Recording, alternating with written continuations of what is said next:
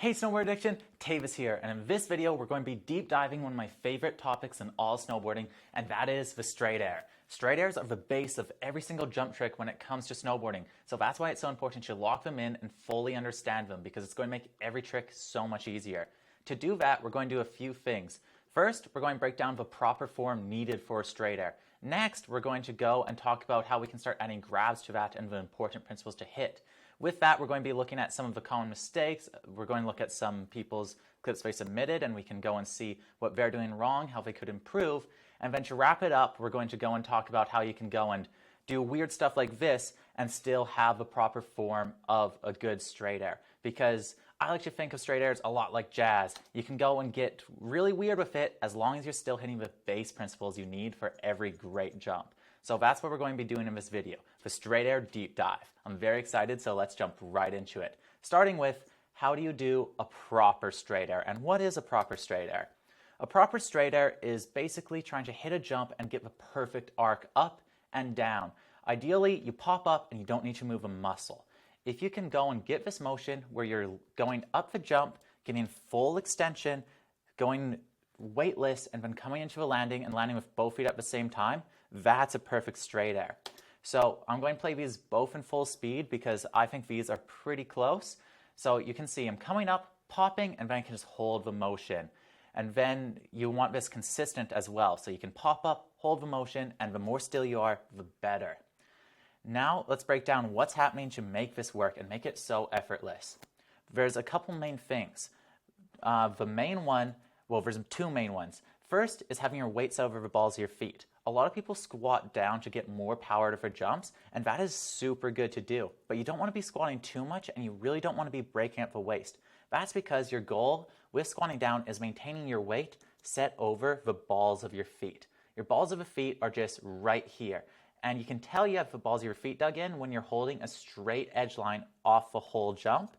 And as long as you hold that, you can squat down as little or as much as you want. Obviously, the more you squat down, the more power you'll get, but that's only within reason, because if you start squatting down over like the full-on halfway squat point, you're not going to be able to go and fully extend up. So you more just want like 20, 30% down. That's sort of the maximum that you can still effectively get power from. And then holding that weight. So this is stacked over the balls of the feet, and then my load down is still stacked. And that's why you can see that even though I'm squatting down, I'm letting my butt come out a little bit. I'm staying strong straight in the back, and that's keeping my weight set over this point. And we can really tell it's set over this point because keep an eye on my toe side edge. It's going and making a straight line with snow flying off. When you see snow flying off in a straight line like this, that's how you know that your weight's set over the balls of your feet, because the edge is digging in a little bit, but not so much you start turning. So that is a very important principle, is having your weight set there, because that's going to give you the most stacked form and most control in the air. The next part is this, the full snap off a tail. See how my snowboard is making contact with the jump until I ride off? That is really important because it helps put you on the arc of the jump. And I'm going to be doing this pretty much on every single jump I do, no matter how twisted and how weird I'm getting in the air. So you can see here on this method, I'm going, having my weight on my balls of my feet, and making sure my board makes contact with the jump until I ride off. This is what goes and puts you on that arc. So when you go off the tail, with a good extension, it arcs you up, and that's where you're getting this fluid momentum.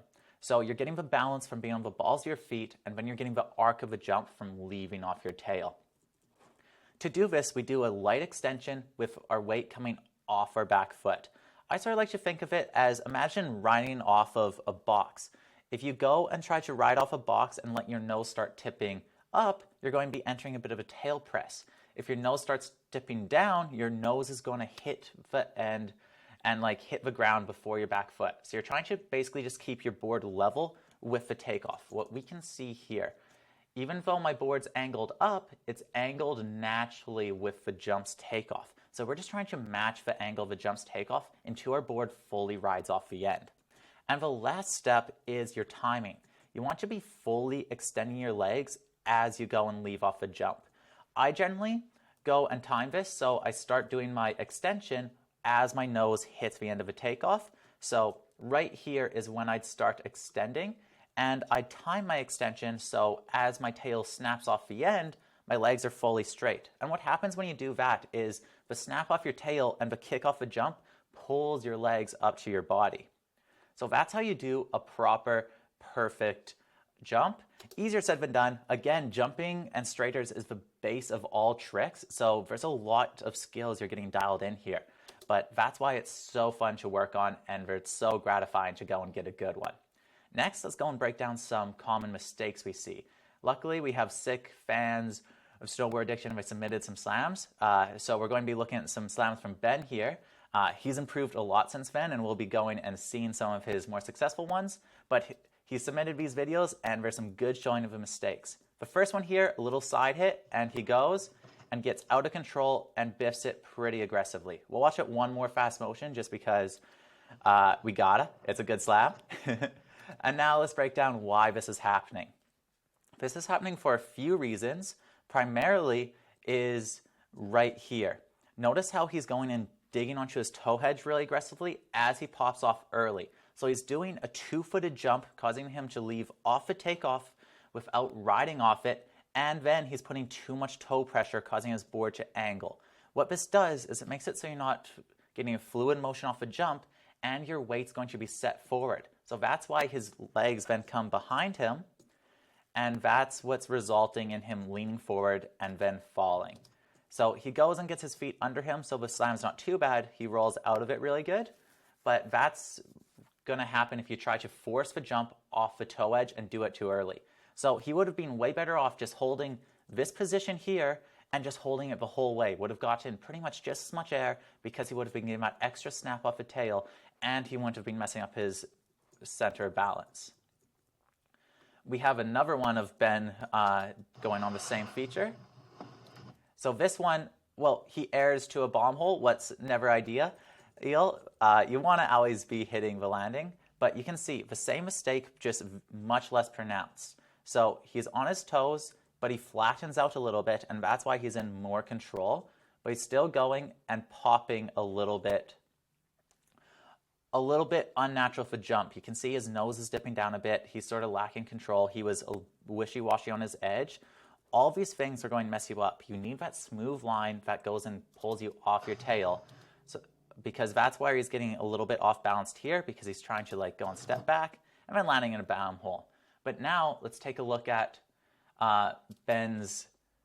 Oh, we have two more of Ben's straighters to look at. This is from this year when he came down for Whistler Ride Week. If you guys don't know, you can come ride with us, Whistler Ride Week. It's a fun time. Meet me, Nev, Shred. So here is one of his straight airs. You can see he's taking off super chest open. This is never ideal on a straight air because you want to be leaving stack position. If your chest is open too much, it's going to cause you to rotate in the air. What we see here, he gets bucked off the jump, rotates 90. I'm pretty sure he's trying to do a frontside shifty here, so he's preemptively trying to get that rotation. But if you do that with a big air time, it's going to give you a lot of rotation. And he almost saves it with a front one, but he was trying to do a straight air here. Now let's compare that to a very successful jump Ben did. iPhone clip, sorry about that. But pops up and gets a sick tuck knee, comes into a landing. So what happened here that led to this jump be so successful, even though they were on the same day? So the first main one is a way more squared body position. He's still slightly open with his chest, but it's way better than it was before. So he could still close it a bit more, but it's good enough. And then look at how he's leaving off the tail, matching the arc of the jump. A little bit bend in the leg still, so some room for improvement. He's not getting that full extension, but that's okay because he's doing what we call a tuck knee, and tuck knees are really good for rebalancing yourself in the air because they're a really dynamic advanced motion.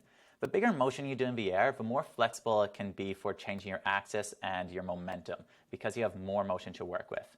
But then he's doing all the good principles we're looking for a grab. Full extension, waiting to grab into he's at his peak, and then waiting to tweak, doing the 3-step process that's really important for every grab. If you see anyone do a good grab, they're always doing this. Popping up, because when you finish your pop, you're going and with arc of the jump. From there, you wait and have everything come in, grab, and after you hit that grab, then you hit your tweak. So Ben executed that perfectly, and that is super massive improvement from what he was doing just last year. The last mistake we're going to look at before looking at some of my grabs and seeing how I implement grabbing into my straight airs is just a little coach angle approach. So this is a very common mistake you'll see, especially on jumps people aren't comfortable with, and that is big setup carbs, big last minute speed checks, and that's going to make it so you're on a really aggressive edge. So this is an example of too much toe pressure, and you can see that his body is angled straight this way, but his edge is taking him this way. What this does is it gives us a little torsion, a little torque.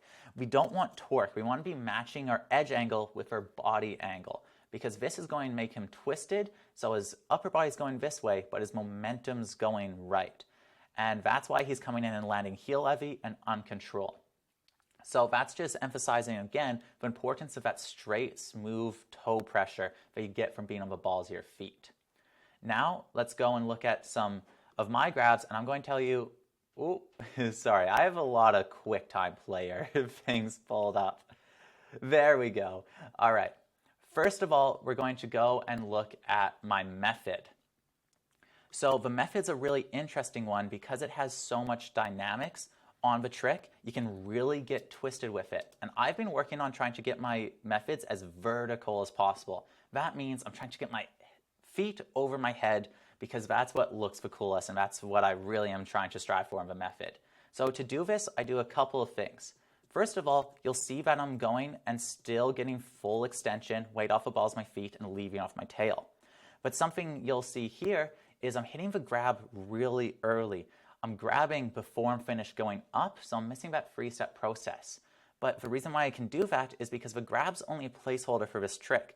The method is really when you go and poke it. So instead of grabbing when I'm going up, or once I finish going up, I'm tweaking once I finish going up. And that's what's letting me go and get this momentum and get this control.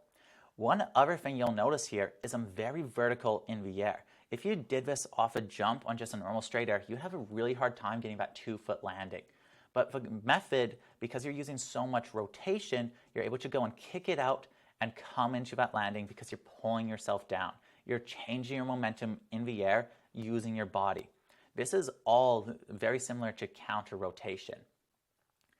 I'm going to go and just talk about one more thing here, and then I'm going to really go deep into this counter rotation, see how you can push it.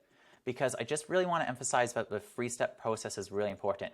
The extension, pop, the grab, and then the tweak. You should be going and thinking about those 3 steps every time you hit a jump, because you need a good takeoff in order to get a good grab. You need a good grab to get a good tweak. And you only really want to be doing your grabs when you're going and getting that nice flow off a jump. If you're unbalanced in the air, the grab's going to be unbalanced. You're going to be flailing your arms. So if you mess up your takeoff, just don't grab that run. The grab isn't that important. It's just an extension of a straight air, a way to spice it up. But a good snowboarder will get stoked when you do a good straight air with or without a grab. So focus on that grab. Okay, with that out of the way, we're going to cover this nose grab and then my signature grab, what I'm really excited about. So I do a couple different things for this nose grab here. First of all, I go and can grab a little bit sooner because I can use my hips to hinge my grab forward. This is another way you can go and get the grab a little bit sooner, and that is by twisting and turning your hip ratio, because it really takes into the peak of your jump to really let your legs naturally come up to you. But when you're doing something like a nose grab, you can extend your back foot, pulling in your front foot, what brings your nose closer to you, letting you get the grab sooner. What this does is it goes and lets you tweak sooner and just hold it for longer. But here as well, even though I can grab it sooner, I'm still making sure I get that full extension off my tail. You can see it here. Then hitting the grab, and once I'm securing the grab, then I tweak the board. And I have so much control because of that takeoff that I can hold the nose until my tail slaps the ground. And that's what you're looking for. You want the takeoff that puts you all the way in that arc, that you just come into the landing, you feel like you could do anything. Next, we're going to break down my signature grab. There's no name for it. I haven't named it anything, but this one I use a bunch of these principles and I twist them as much as I can within my skill level. So what this grab is it's a double stiffy. It's basically a double stiffy with a shifty. The reason why this grab is interesting to me is because when you're in this double stiffy position with your legs out, it's really hard to get your momentum back to the ground. But you can do it using counter rotation. So watch this. I go and let go with my back hand. I tweak my hips as I go and pull my back arm backwards. And what this does is it loads me up for a good counter rotation back. So that's what lets you go and recenter from this position. Because if you just went up and double stiffied, you'd probably land on your butt or would be very close to doing so. So now that we know the main principle of this trick, let's break down every part of it because it gets funky when you're trying to go and do these weird grabs. So the first main thing I want you to notice is I'm taking off fully rotated with my hips and upper body. This isn't ideal on a normal straight air because it's going to throw off your axis. But here I'm trying to get my axis thrown off because I want my legs out in front of me, and that's going to do that very well. Because I have my upper body set forward, my legs in a compromised position, the jump's going to kick my legs up, not in line with my body, and that's why I'm getting such an early full extension. From here, I go and grab it with my right hand, and this is my gauge. This is where I gauge if I have enough control in the air to commit to the trick. If I'm feeling good on the grab, then I pull in with the backhand, and then you hold the stiffy, not for too long, it's mostly just long enough. Like here you can see I'm doing it for around like 15% of a jump, because the main part of this trick is what happens after that. When you go and let go, counter rotate your weight, and then pull it back. And that's why counter rotation is something that's really cool to play with, but I don't recommend doing it off the takeoff. If you go and counter rotate too much off the takeoff, it'll be a lot like Ben's forced 180 because your momentum will be sending you. So like say here, my back arm is very rotated, but my front arm isn't. If this front arm was rotated back behind me, I'd be in line for a spin. I'd land 90 and nothing could pull me back. Counter rotation doesn't need to be made off the takeoff. Instead, you can do it in the air. So here, even though I'm completely squared, I can still wind up counter rotation and bring it back. So that's just a fun tip for anyone who's working on their shifties. You don't need to go and counter rotate off a takeoff. Instead, focus on getting that straight, strong takeoff, and from there you can add counter rotation for the shifty after the fact.